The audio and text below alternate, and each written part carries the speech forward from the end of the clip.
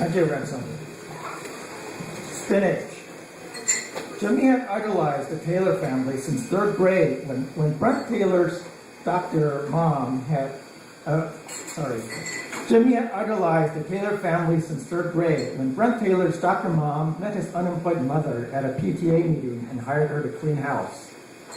Today, in the final summer before high school, Jimmy waited for his mother in Brent's bedroom. Being there with Brent and Brent's kid brother Tiny, Jimmy almost felt as if his fantasy of becoming a Taylor boy was coming true.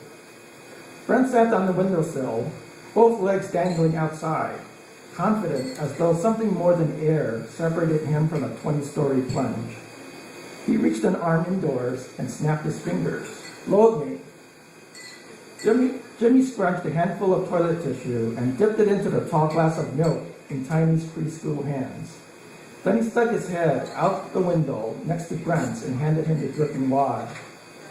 "Unos dos tres," Brent said. The two watched as the wad splashed between pedestrians, who scattered like frightened roaches. Brent howled with laughter, legs kicking outside. The kids repeated the stunt several more times without scoring a headshot or spotting Jimmy's mother's spinach-colored overcoat.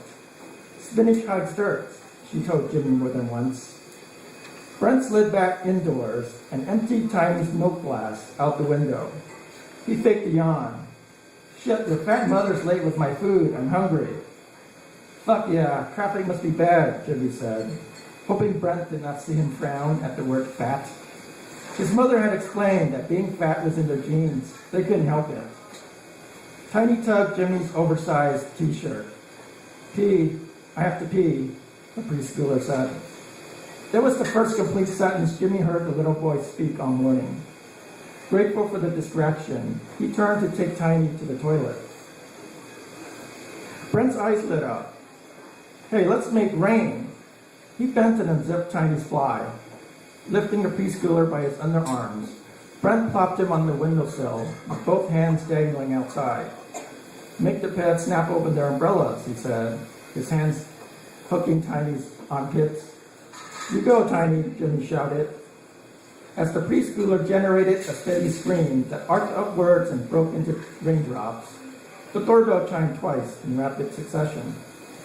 Brent's cackling subsided.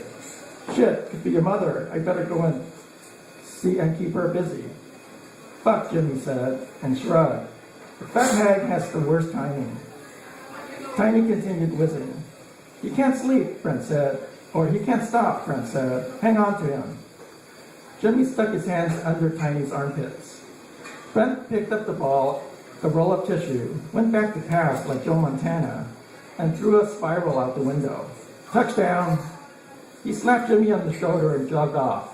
When he's done, shut the window and clean up the evidence. Jimmy winced. "Fuck, did Brent always have to hit him so hard?" The preschooler shook his pee-pee. "Finished." Jimmy dragged him off the windowsill and stood him up. While struggling unsuccessfully to shut the window, he felt a tug on his elbow and knelt to zip the boy. Tiny spotted the milk glass on the carpet. He picked it up and flung it out the window. "Touchdown!" He punched Jimmy's shoulder and, arms raised in victory, raced toward his brother's voice in the foyer. Jimmy rubbed his shoulder. "Hey, watch it!" But it was too late. When Jimmy looked out the window, he saw a crowd had gathered below, roaches to spinach.